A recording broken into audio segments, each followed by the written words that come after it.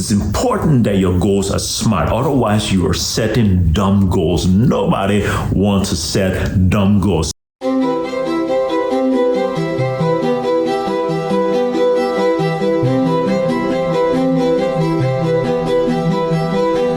Today, we're going to be talking about designing your best year ever. Okay, if you watch my other videos, we've already talked about how resolutions do not work. You need to use the approach called designing your best year ever. And to design your best life ever, we said that you needed to already have a blueprint for your best life ever. So the last video we cover how it is you can be able to design your best life ever. Okay, in that video, we did hint that designing your best year ever was an annual portion of designing your best life ever. Okay, now let me break that down by what I mean by that. Once you have the blueprint for your best life ever, the life that you truly desire to live, the kind, if you die at 95 or 150, the kind of life you want to be truly remembered for is what your best life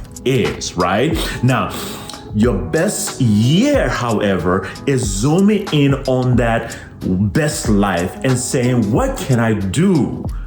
What milestones can I set? What goals can I establish that I can achieve in the next 12 months that will lay the foundation for me to build my best life ever? What can I do in the next 12 months that will set me up, that will align me, that will position me, whichever word you want to use, to hit my target for my 2-year goal, my 5-year goal, my 10-year goal, my 25-year goal, my 50-year goal, my life goal.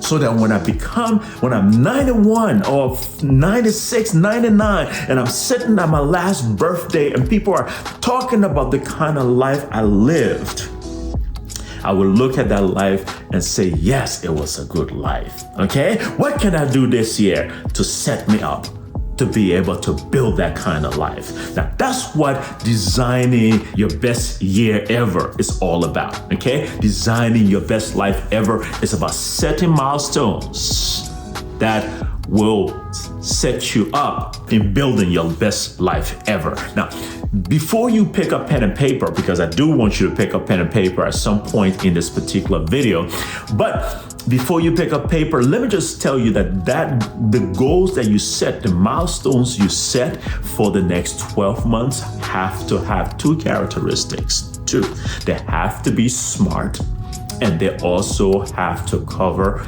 all the critical areas of human need.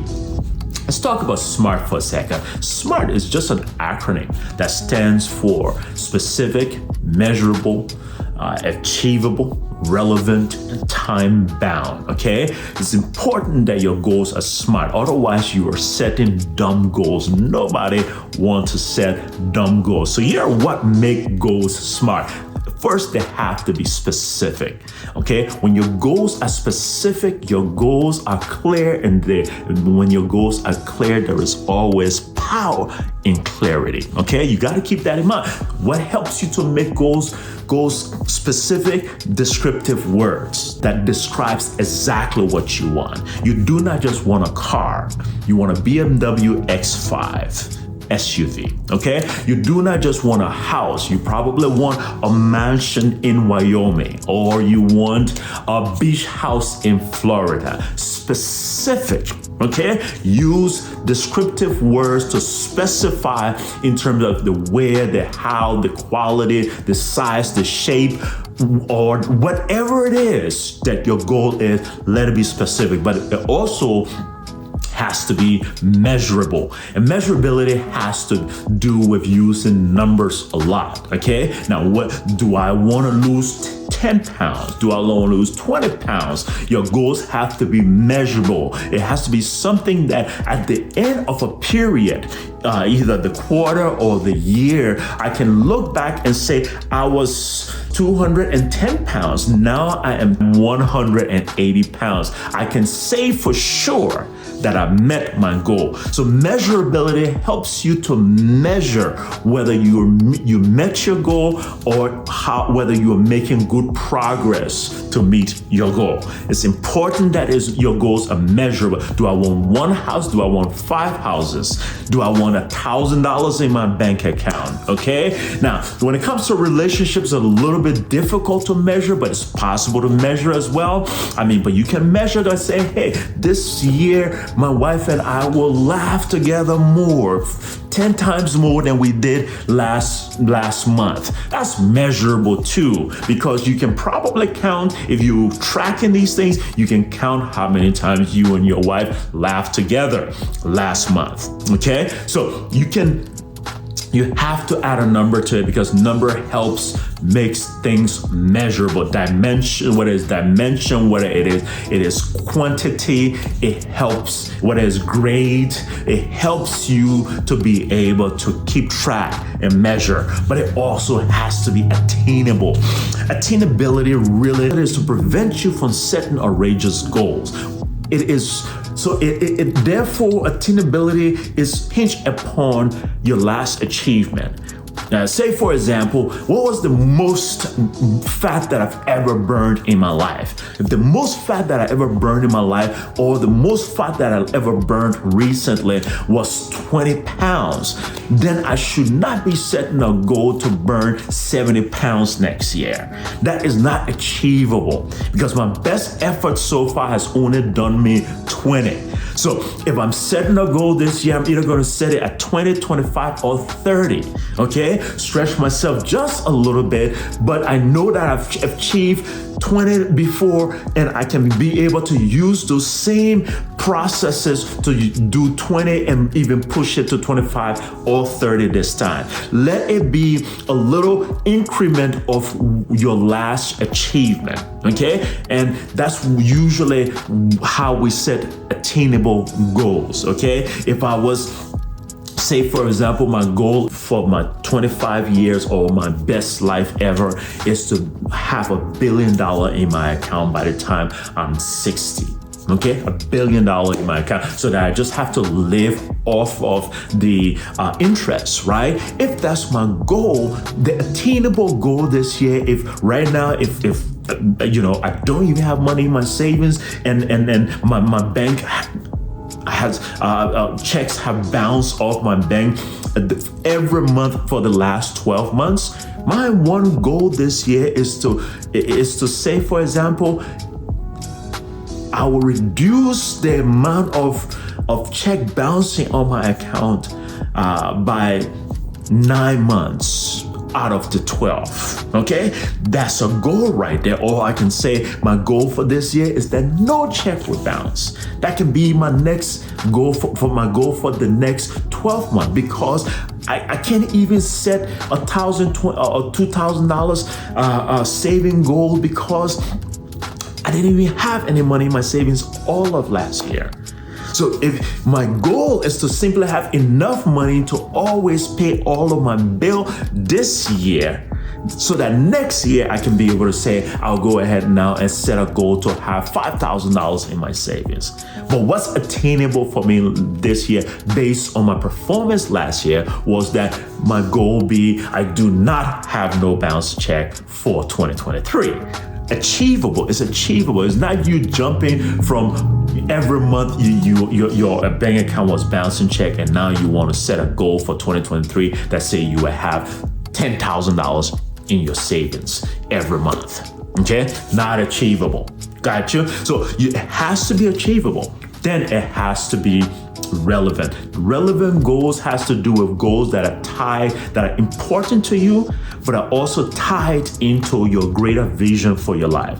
Those are very important because they're all about the why.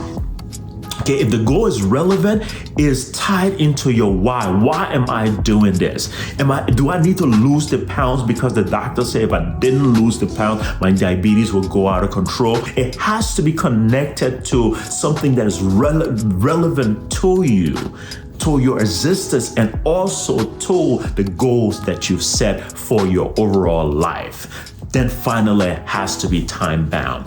It has to be time bound in terms of, I will achieve this by October 31st, okay? I will achieve this by October 31st. Another part of time bound is also to be, when you talk about the strategy and the sequence, you can always be able to say, well, if I'm gonna lose 20 pounds every month, by every 30 days, I want to lose at least 2 pounds and an additional 2 pounds every 30 days after that. Okay, that kind of set time limits to it. Time bound is so important because it helps you to be able to evaluate how you are doing with your goals. Okay, so your goals have to be smart, but your goals is also important that your goals cover all the critical area of human need. Okay, now what are those critical areas of human need? I have a whole video dedicated to those critical areas of human needs, and I will share that video with you here very soon,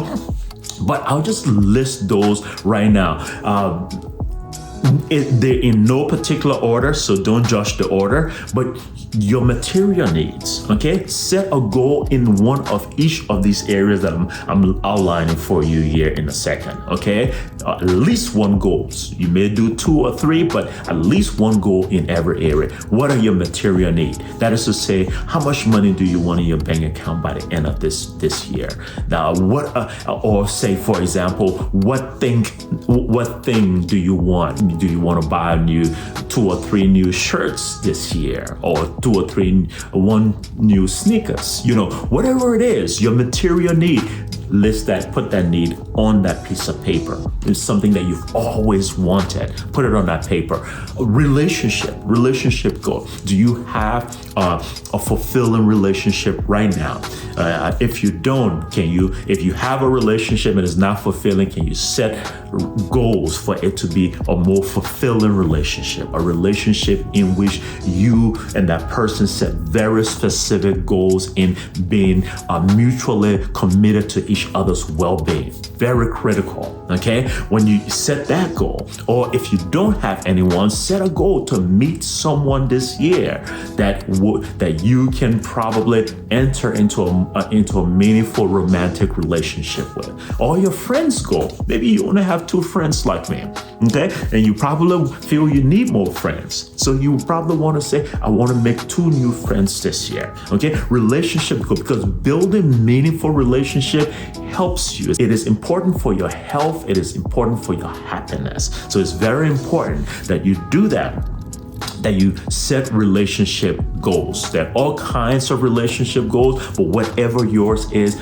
make sure you set that, or at least one in this category. Set spiritual goals. Now, what are spiritual goals? Spiritual goals are different ways to talk about spirituality, right? But spiritual goal is connecting yourself to something greater than yourself. For me, I connect myself to my purpose. So whenever I'm aligned with purpose, I feel like I'm in a spiritual place, okay? Now, I don't know what your spiritual goal is, whether it is to pray more or whether it is to meditate more, whatever your spiritual goal is. So here is one more very specific goal that I've set for myself in the spiritual area, okay? To be able to establish what my center is and to be able to learn to return to my place of center daily.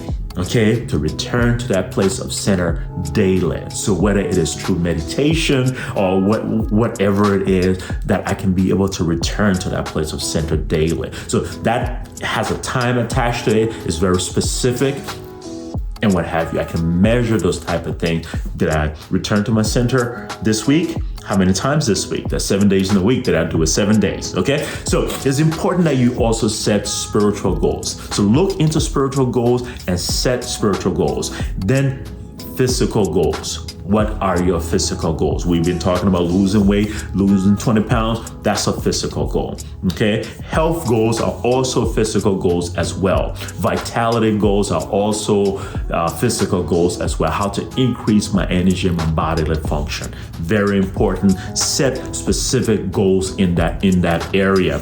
Then we want to talk about psychological goals. Goals that is related to your mental health, goals that are related to stress management and all of those type of things, where I love psychological goal because this is where you do a lot of eternal healing of the traumas from your past. Okay, so you can set goals to be able to identify and heal any trauma that is keeping you back, okay, by October of this year or by August of this year. You want to be able to accomplish that, okay? Start seeing a therapist. It's a goal, and see that therapist at least twice a month is a perfect goal. Sign up for therapy by January, or talk to a counselor. Establish a counselor by January. Those kind of things are psychological goals. And then we want to talk about professional goals. Do you want that promotion? Do you want more money? How much more money do you want? Which exact position are you gunning for in your organization this year?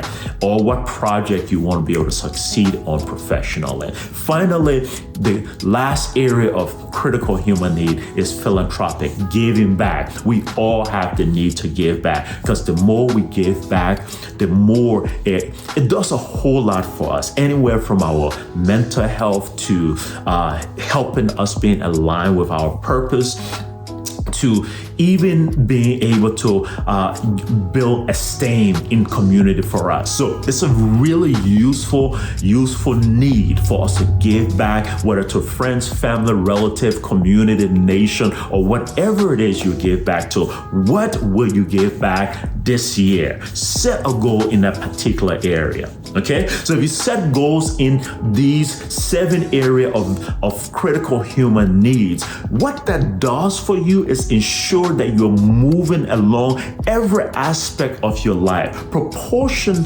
to their priority, right? You're moving them along so your life remains a balanced life. You're not burning the candle on one side. You're doing everything, deploying all your resources into your professional goals and abandoning your health goals, right? But you set goals in every area so you can move all of them along, so that at the end you are successful, you are healthy, you are happy, you are loved, so on and so forth, right?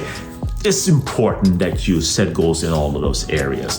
The final thing I want to talk about here is that once you've done these things, it is important that you take time and research those goals. Research is so important. Companies use research all the time to be able to be successful in their field, right? There's no reason why human beings cannot utilize research in achieving our personal transformation. So the question, therefore, is, what is this goal? What's the best way to achieve this goal? What knowledge and understanding do I need to be able to achieve this goal easily, or at least to be able to achieve this goal? So do your research. Spend one day in a week just researching your goal. Every week you spend at least a couple of hours in that day researching your goal. What do I need to know about my health goal and how I can meet it? What do I need to know about money so that I can be able to do better in managing my money? Okay, do your research, and once you've done your research, write down the approach that will help you achieve that particular goal in each one of those areas.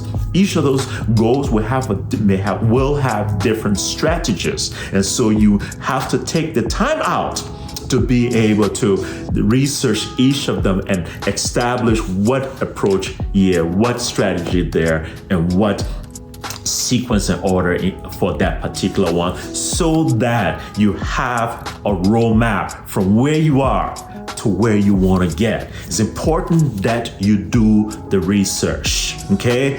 Approach, techniques, sequence, Someone out there has done what it is that you want to do. Someone out there has already achieved that goal. The question is, how can you learn from that person? Through a book, through a video, through talking to them, whatever it is, through research on Google, whatever. Do the research.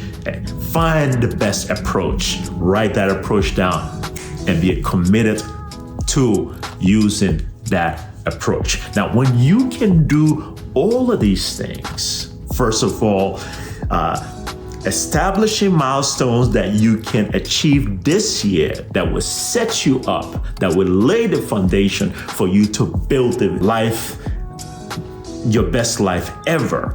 When you can do that, and you do that on the 7 categories, making sure that they are each SMART goals. And when you've established those goals, SMART goals on the 7 categories of your human need, then you want to make sure you research the best approach to achieve each of those goals. You have pretty much established the design for designing your best year ever. You know exactly what you're gonna do this year. You know how you're gonna do it this year.